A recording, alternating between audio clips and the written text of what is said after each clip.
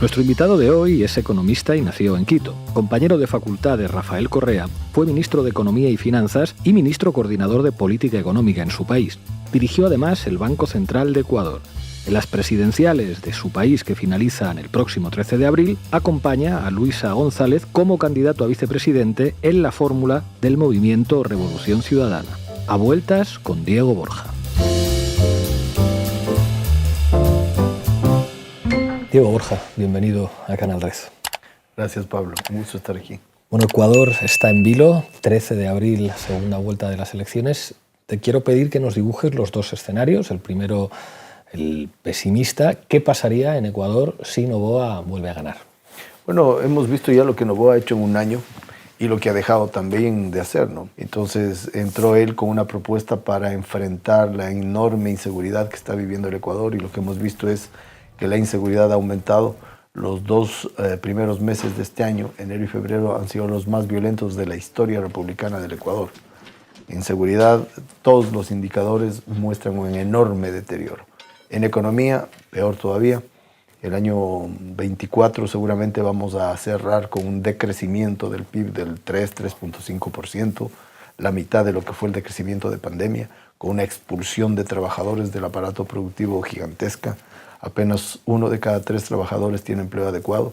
Una crisis energética que nos ha conducido al siglo XVIII, con apagones de hasta 14 horas durante 90 días, con un costo que se calcula en el orden de los 6.000, 7.000 millones de dólares, en un PIB de 120.000 millones, muy elevado.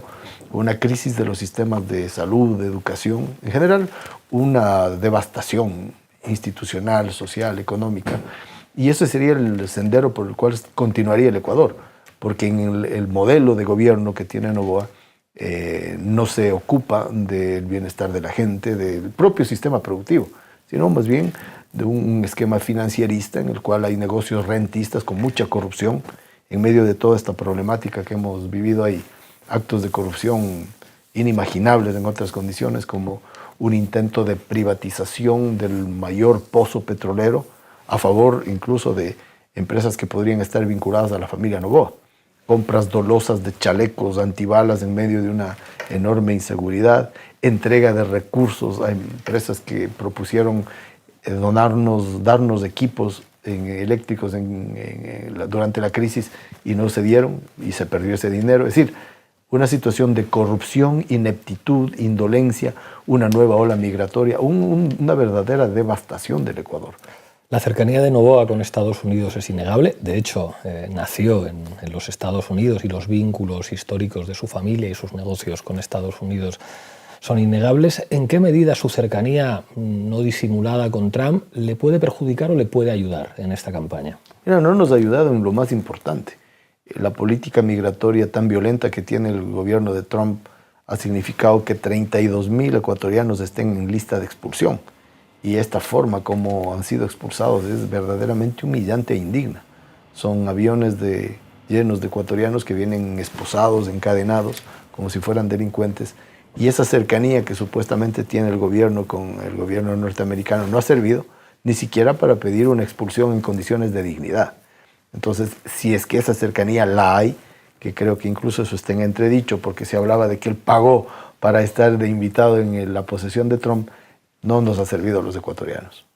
Segundo escenario, gana la Revolución Ciudadana, Luisa presidenta, tú vicepresidente. ¿Cuáles serían las tareas más urgentes que afrontar desde el gobierno? Bueno, las que he mencionado, ¿no? Seguridad, economía, energía, servicios, educación, salud, otros.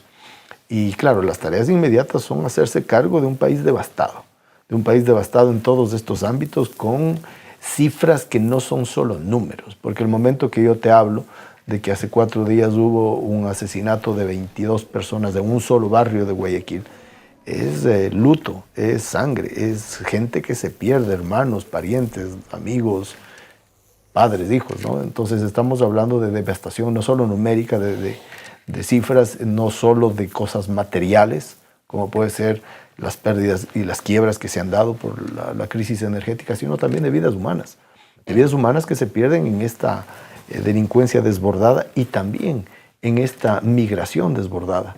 El balance migratorio del año 2024 bordea los 100.000 ecuatorianos. una cifra monumental, y en condiciones extremadamente riesgosas, a lo largo de las selvas del Darién, completamente abandonados en Centroamérica y México, porque luego del asalto a la embajada mexicana que hizo Noboa y del secuestro del asilado político Jorge Glass, nuestro anterior vicepresidente, se perdieron relaciones con México y los ecuatorianos están también en indefensión al pasar por México. Entonces es un escenario en el cual el gobierno de la Revolución Ciudadana tiene que enfrentar aristas muy graves de varios estilos: energía, seguridad, economía, salud, educación, y en un contexto de recursos obviamente limitados. Y por tanto el orden de prioridades para esa asignación va a ser fundamental en un primer momento del gobierno. Deuda pública. Desde que se fue Rafael Correa del gobierno se ha duplicado la deuda que había. ¿Qué toca hacer al respecto? Mira, hemos dicho, nosotros no vamos a dejar de pagar la deuda, pero sí vamos a hacer al menos dos acciones. La una, saber con claridad en qué se ha utilizado una cantidad de recursos que efectivamente ha duplicado con los del año 2017 como referencia. Y segundo, vamos a conversar con los organismos multilaterales para lograr mejoras en plazos, mejoras en condiciones.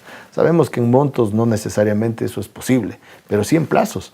Permitir que el Ecuador vuelva a salir un poco del fango en el que está, levante la cabeza y pueda volver a estar parado para honrar las deudas. Petroecuador, una empresa muy castigada por la desinversión, algunos hablan ahora de privatizarla. ¿Qué habría que hacer? Bueno, a Petroecuador hay que volverla a fortalecer. La Constitución del Ecuador claramente estipula que los recursos petroleros, sobre todo los recursos del subsuelo, son de propiedad del Estado ecuatoriano y de la sociedad ecuatoriana. Pero si tú tienes una empresa devastada, a la que le has quitado la posibilidad de invertir, a la que no le das posibilidad operativa, a la que has permitido que le penetre todo tipo de corrupción, como la que estamos viendo ahora, en el intento de privatización del Campo Sacha, entonces obviamente no va a poder responder. Entonces hay que fortalecer Petroecuador y hay que hacerse cargo de los recursos petroleros para beneficio justamente de esos otros ámbitos que mencionaba: educación, salud, seguridad. Se dice que uno de los talones de Aquiles históricos del correísmo es la relación con la CONAIE, con la Confederación de Nacionalidades Indígenas del Ecuador, que eso en el pasado pudo determinar el desenlace electoral. Parece que en este caso hay una actitud distinta por parte de Leónidas Iza, que podría haber algo parecido a una mesa de negociación que de alguna manera sirviera para que algunos elementos de la agenda de la CONAIE pudieran estar en el programa de gobierno. Hay encuestas también que señalan que buena parte de los electores de Leónidas Iza apostarían por Luisa González. ¿Cómo ves esa relación históricamente conflictiva con la CONAIE? Pero creo que hay algunos elementos ahí. Un primer elemento es que efectivamente ha habido una relación política tensa entre la Revolución Ciudadana, el correísmo, y el movimiento indígena expresado en el Pachacutic, que es su brazo político, en la CONAIE, que es la organización social, y con diferencia, porque una cosa es el Pachacutic, otra es la CONAIE. Vale decir que el Pachacutic no es un movimiento que se define a la izquierda per se, está bastante atravesado y en algunos episodios políticos se ha puesto del lado de la derecha. Incluso algún sector del Pachacutic apoyó a Noboa y anteriormente apoyó a Lazo. Ese es un primer elemento que hay que tener ahí en cuenta para poder superarlo. El segundo elemento es que también en el pasado esa relación política no contaba del lado de la Revolución Ciudadana con la voluntad expresa de superarla, de limarla, de si hay heridas, sanarlas y ver para adelante. Ahora sí. Y eso creo que marca una distinción, porque eso permite tener una cercanía desde el plano político, incluso personal, pero también desde el plano programático. Es decir, incorporar en el plan de gobierno de la Revolución Ciudadana elementos que son muy importantes para el movimiento indígena, como por ejemplo las auditorías mineras, la protección de las fuentes de agua, el alivio de las deudas para los campesinos indígenas tremendamente endeudados y ahora en burós de crédito que les impide ser sujetos de crédito, el apoyo económico, crédito, tecnología para el movimiento indígena, infraestructura, riego, extremadamente importante, control de los precios de los insumos que se han, en algunos casos, quintuplicado, son la educación bilingüe, ¿no? Los conocimientos ancestrales, son elementos que pueden ser incorporados al programa de gobierno de la Revolución Ciudadana y que acercan a esta posibilidad de limar una relación tensa con miras al futuro. En la primera vuelta hubo algunos datos muy llamativos de voto nulo y de voto en blanco. Eso genera inevitablemente una incertidumbre. ¿Qué va a hacer toda esa gente que votó, pero votó nulo o blanco? ¿Y qué va a hacer la gente que no votó, pero que en este caso podría votar? ¿Cuáles son las perspectivas que tienen? Bueno, hay un elemento que ya no está presente ahora en la segunda vuelta, que es, en un primer momento se presentaron 16 posibles alternativas de voto, 16 candidaturas. Al final han quedado 2 en un ambiente bastante polarizado en términos electorales. Y esas personas, esos ciudadanos que no veían con claridad la alternativa, ahora está muy claro que es o continuismo con Noboa o un cambio con Luisa González. Continuismo es lo que ya hemos dicho, inseguridad, apagones, falta de empleo, falta de servicios, y un cambio es tener la posibilidad de ponerle de pie nuevamente al Ecuador. El Ecuador, si podemos usar un símil, es como que se hubiera caído, y es necesario pararlo en todos estos ámbitos de seguridad, de empleo, de servicios, de energía, y esa posibilidad, esa alternativa la representa Luisa González. Entonces, el planteamiento para los ciudadanos que votaron nulo, votaron blanco, es que puedan valorar entre una propuesta de resolución de problemas o la continuidad con los problemas, porque ya Noboa tuvo su tiempo para mostrar su capacidad y demostró que no es capaz. Te quiero preguntar por el ecosistema de medios de comunicación en Ecuador, que han tenido un papel notable en la agresividad de los últimos años contra el correísmo. ¿Qué cabe esperar de los medios de comunicación en campaña? Bueno, los medios de comunicación han seguido con una agenda mediática en la cual mayoritariamente no han puesto en la palestra pública de la discusión los problemas centrales que agobian a los ecuatorianos y los problemas centrales de corrupción del gobierno de Daniel Noboa. No han puesto con la fuerza que debería haberlo hecho. Hay cosas, ¿no? Porque, claro, el peso de la realidad es abrumador. Hay elementos de información sobre Sacha, hay elementos de información sobre la compra dolosa de chalecos, sobre los adelantos de dinero a Progen, esta empresa que nunca entregó el equipamiento energético y sin embargo se le pagó, sobre ese intento de rápidamente superar un permiso ambiental para un hotel de la esposa del presidente. Sale algo a la luz, pero no con la debida fuerza para ponerlo en la discusión pública. Entonces, ese elemento de esconder la realidad está ahí, aunque yo veo que también, al ser tan abrumadora la realidad, no se puede esconder. Entonces, no podemos esperar que sea una modificación completa de la forma como han venido funcionando los medios, pero tampoco pueden negar lo que ya es evidente para todo el mundo. Y esto por la enorme presencia de medios alternativos. Porque si no hubieran medios alternativos que ponen en evidencia toda esta discusión, cosas incluso dramáticas, y te nombro una, el asesinato de los 4 niños de un barrio guayaquileño en las Malvinas, no hubiera salido a la luz. Entonces, es de esta fuerza de la realidad la que hace que emerja a la información, a la palestra de la información, cosas que de lo contrario estuvieran escondidas. Te quiero preguntar por lo que has visto en España. Estás aquí de viaje, en clave de precampaña. ¿Qué ambiente has visto entre las comunidades ecuatorianas que viven y trabajan acá?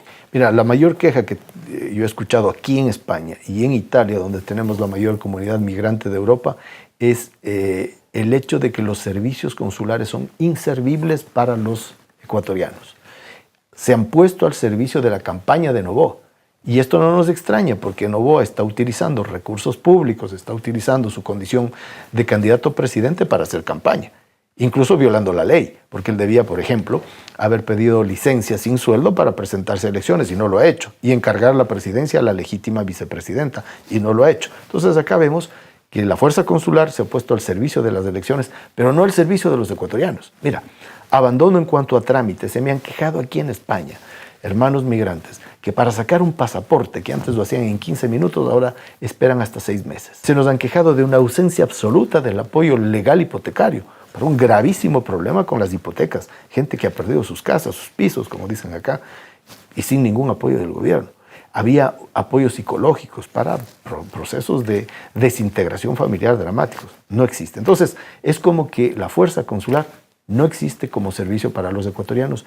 Y esa es la principal queja que he encontrado en una comunidad migrante muy importante, que en buena parte está ventajosamente muy integrada a la economía y sociedad española. Y eso ha sido también muy bonito, encontrar historias de éxito y prosperidad, claro que sí, pero todavía tenemos migrantes en condiciones de vulnerabilidad que no cuentan con el apoyo del gobierno.